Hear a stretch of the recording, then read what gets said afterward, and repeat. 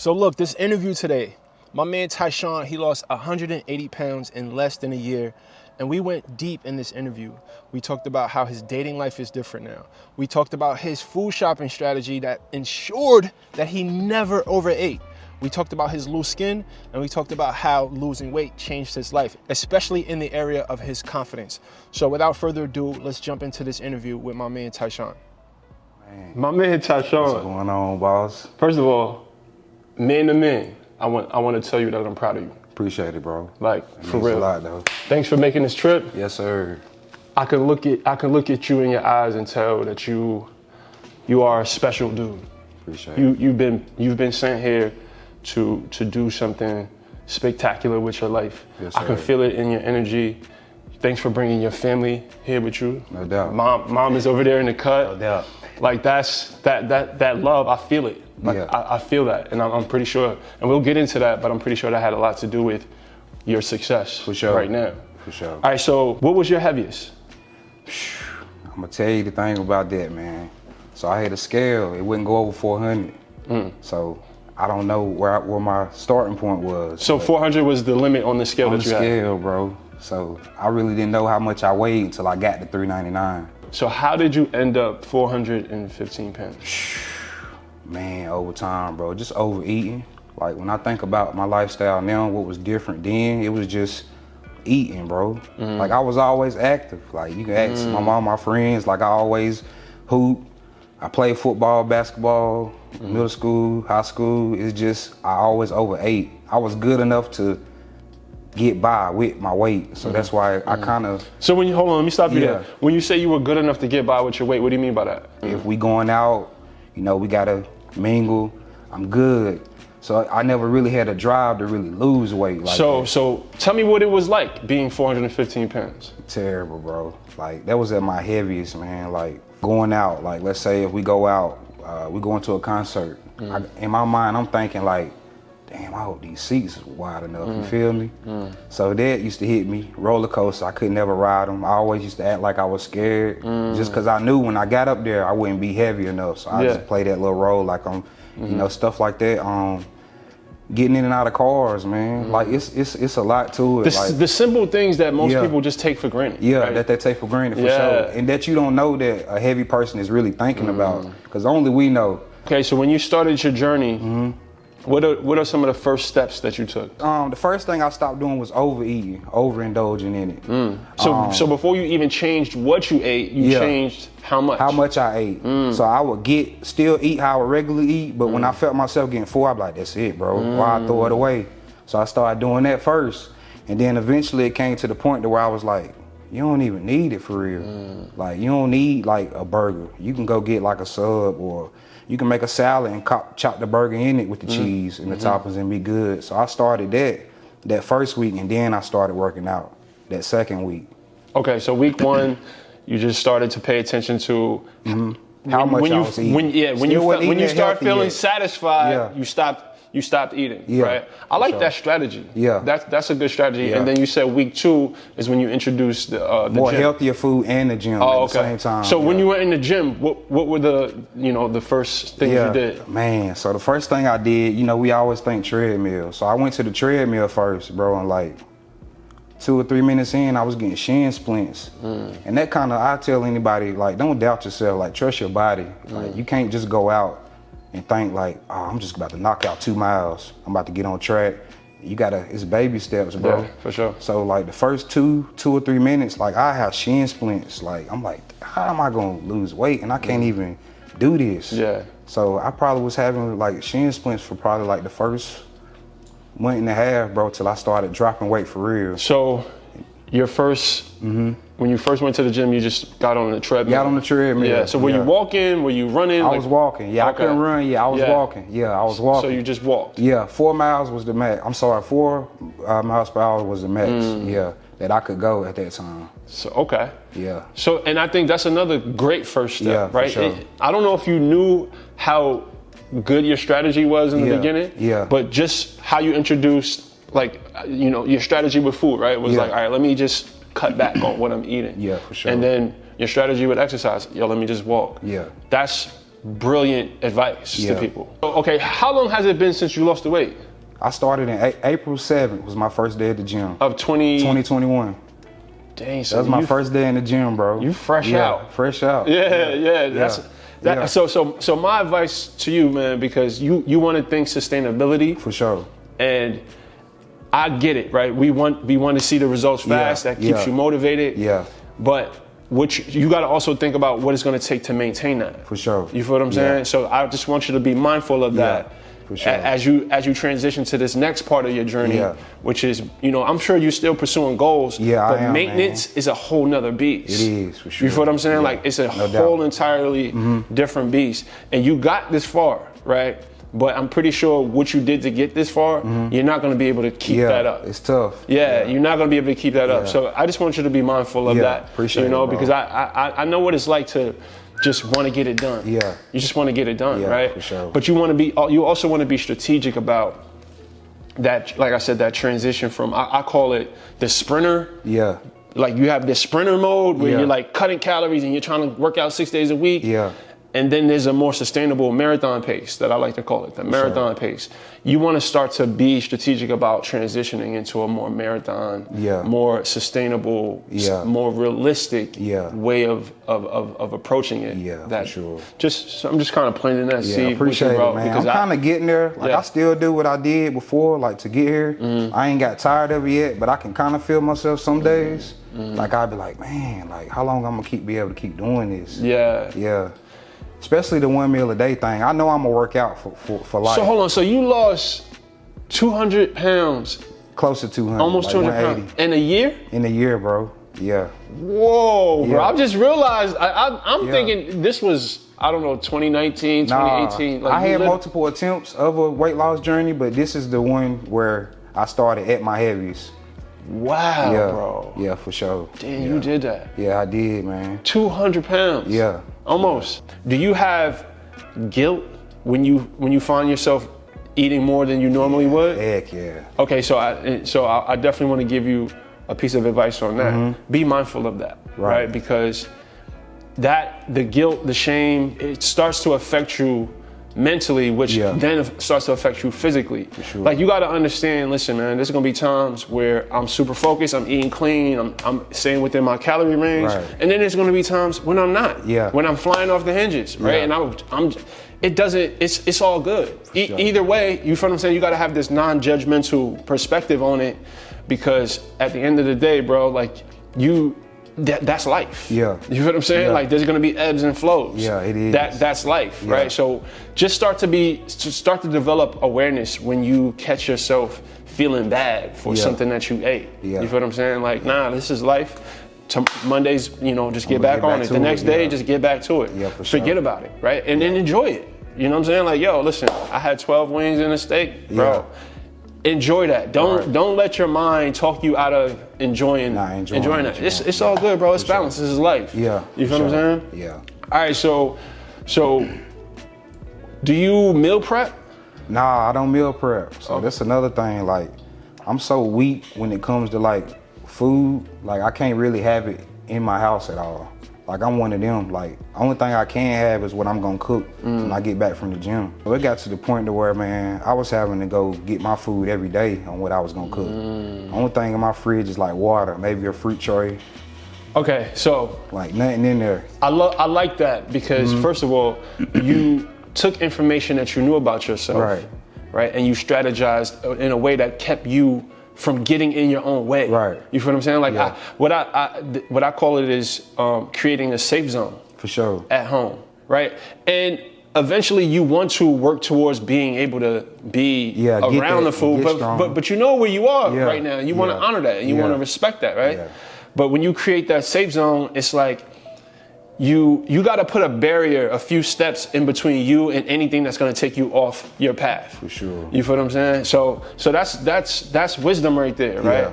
And again, obviously, eventually, you don't want to have to do that. Nah, yeah, you feel that's what I'm saying? I'm working towards. Yeah, like, but it's a process. Yeah, I be trying. I be like, I'm gonna get like a like, let's say if I get like some white cheddar popcorn, and I know I'm counting calories. I know, like, okay, you can only have this amount. Fold the bag up, bro. Get the rest tomorrow. But knowing me, I'm gonna wake up like 11, 12, I'm be like, damn, that popcorn in there, bro. You feel me? Something for that popcorn. People don't realize like when you overweight, like that's how you can't even see it. You can't be around you. Listen, bro. Like, listen, I still, and I've been on my journey almost 9 years. Yeah. Right? Yeah. I still have to be conscious of what I keep around me, bro. Like I can't bring cereal in the crib. You can't. Right? I can't have certain things. I can't buy big portions of things. I gotta buy a small one because if it's in the crib, I'm gonna crush it. I'm gonna smash it, bro. I already know that about myself. You feel me? Yeah. So, but that's good that you have that awareness and that you're taking those steps. But eventually it gets better, right? Eventually you start. Yeah. Eventually you start figuring it out. I mean, I've gotten a lot better. Yeah. But I'm not there. But we never really arrive. Yeah. I think because even people who aren't overweight. Probably struggle with the same thing. They do. These foods are designed to be addictive. Like this. Like that's. You know, it's crazy nowadays. I don't want to get into the conspiracy theories about all of that because they want us to be overweight. Oh yeah, for sure. You feel what I'm saying? Yeah. Like it's by design. Yeah. It's definitely by design. Yeah. Talk to me about your regimen, right? Your nutrition. So you said you do 1 meal a day. Like what was your reasoning behind doing 1 meal a day? I kind of just went into that because I was getting the best results from that. I tried everything. Where'd you learn about that? Or is it just something that you just, all right, I have this many calories, so let me just... I did do some research on fasting and benefits of fasting. And then I looked up like cardio fasting. So that's when I started losing my most weight. Like when I would work out after a fast. Fasted cardio. Yeah. That's why I would weigh myself every day. It got to the point I was seeing like 1.5 pounds, maybe 2 pounds a day when I first started. And I was like, oh, that's because of that. I only ate one time. So I was like, I'm gonna have to suffer. Let me tell you this, bro. You got the weight off. You took extreme measures, bro. Yeah, I did. So at this point, bro, I want to remind you this transition, but you want to try to eat as many calories as you can while still losing weight. Right. Because what happens is your metabolism, right? You start affecting your metabolism when you're eating way too low. Right. You feel what I'm saying? So right now, how many calories are you eating?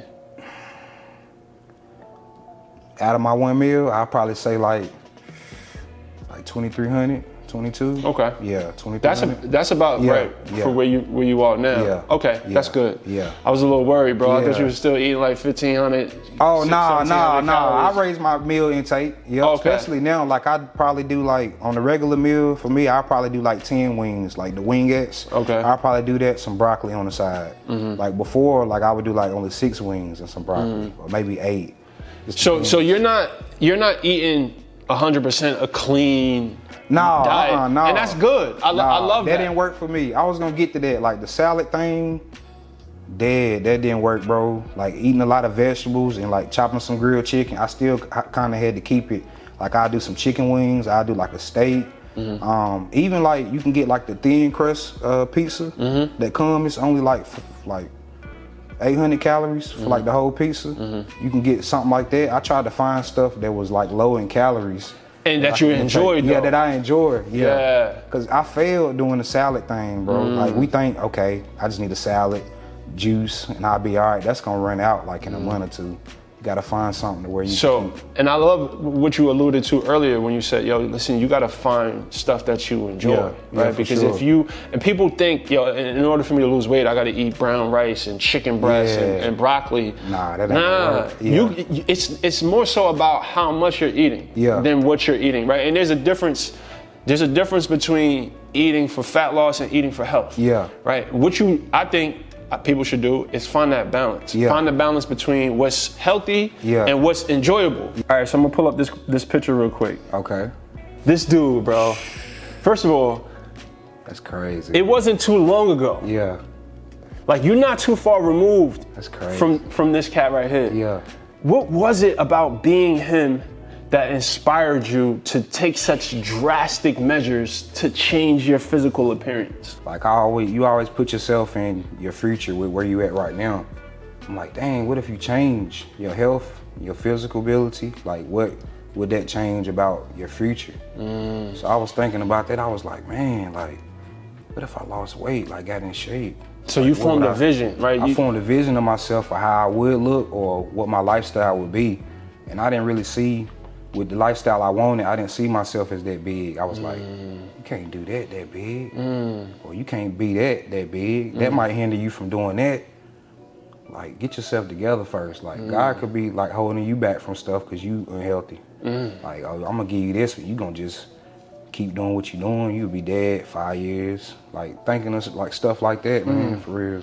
Nah, that's powerful, bro. When you have to create a vision. Yeah. And we spoke earlier about believing, right? We did, yeah.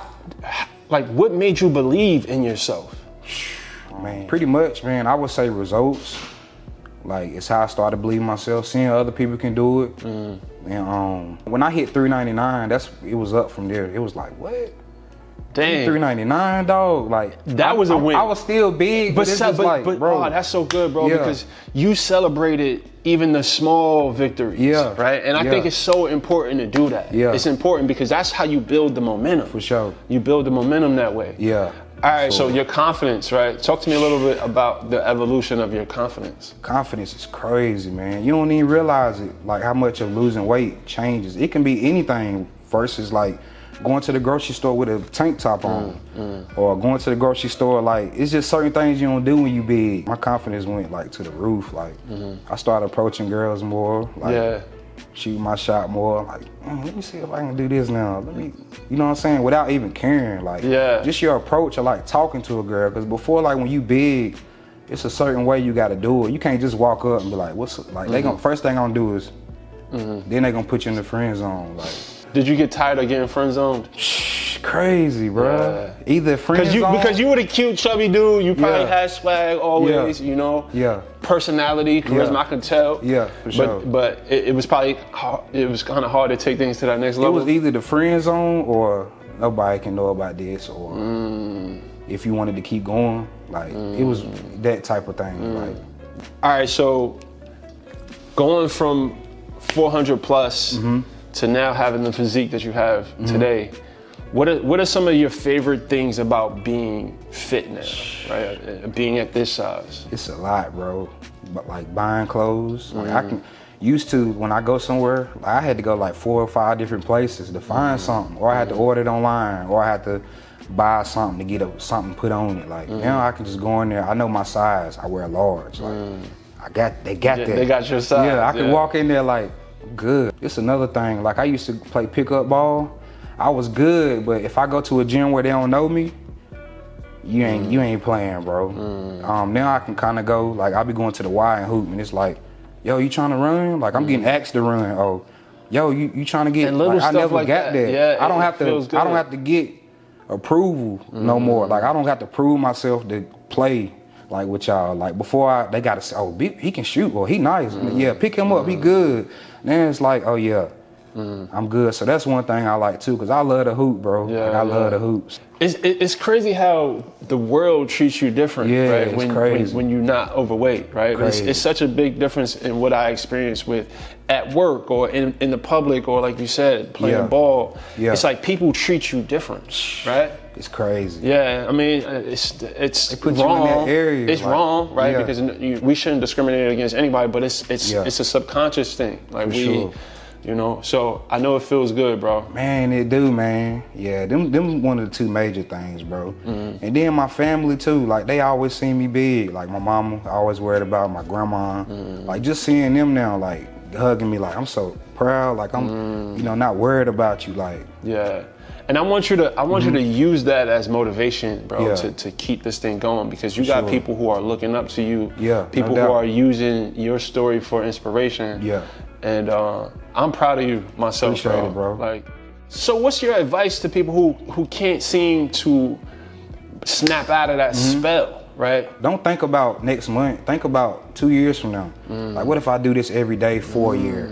Like, think about, you gotta think far in, or you'll never get started. That was my problem. Every time when I got started, I'd be like, okay, next month I'm trying to look like this, or 3 months from now I'm trying to be this way. It's like, no, 3 years from now, if I keep doing this or stay on this path, where can you be? Consistency over intensity. You gotta get those small wins and let them stack up over years, right? All right, so talk to me a little bit about your loose skin. How are you feeling about that? Like, what's that like? It's one of them things where it's like, F it, bro. Like, I know how I feel. Like, ain't nobody perfect. It's just like, I accepted that first. Like, I knew, like, okay, you gonna look good, but you gonna have some stuff like loose skin or where you might have some points where people can tell you used to be big, but it's like, F that, bro. Like, I can breathe. Like, I can run. I can, do a lot of things I couldn't do before. So it's like the skin part is like, if I don't find nobody that accept that, then you ain't for me for real. I love that, so bro. I don't be thinking about like, I gotta have a nice body for this, or I gotta do this. Like, nah, I just gotta get healthy. I lost weight and I got loose skin instead of I never lost weight. Like, it's like a privilege, it's like a trophy. I got to do that. Like, that's another thing, I forgot who said that, but it's like, dang, I gotta go to the gym. This dude ain't gotta do that. He's skinny.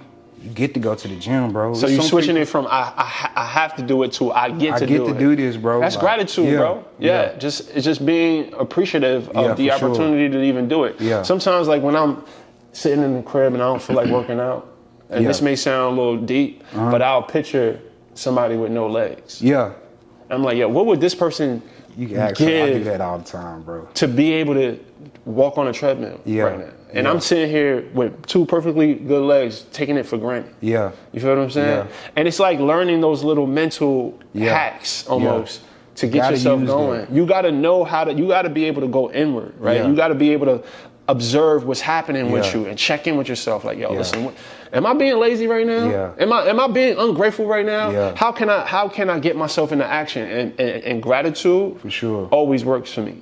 Dang, it's a dude in a wheelchair that wish he was 400 pounds and can start a journey. Like, bro, it's somebody that wish they wasn't in the wheelchair and could walk with 500 pounds. Yes, sir. Like, go get it, bro. Perspective, man. It's perspective. Yeah, for sure. And it's your attitude about life, right? Like, you gotta, if you want to change your body, if you want to change anything about your life, you have to change your attitude. You got to. You have to change your attitude. You have to change your perspective on things, right? Because again, where focus goes, energy flows, bro. And if you're paying attention to the negativity, if you're paying attention to what you don't have, then you're just gonna have more of that. You're gonna have it. If you focus on the great things, because we all have blessings to focus on, bro. We all have blessings to focus on, and when you focus on the blessings, that's when you multiply them. You feel me? That's when you invite more of that energy into your life. Listen, bro, I'm proud of you, Tyshawn, bro. Appreciate it, bro. Anything I can do to support you and any goals you got, bro, lean in on me. Like, truly, you got my number. And I mean that. This ain't no cameras, like, real talk. Like, and I want to say this too, like, your sister, like, appreciate it. Oh, she connected us. Thank you, man. I appreciate you, bro. No doubt. Yeah, that's love, man. That's love.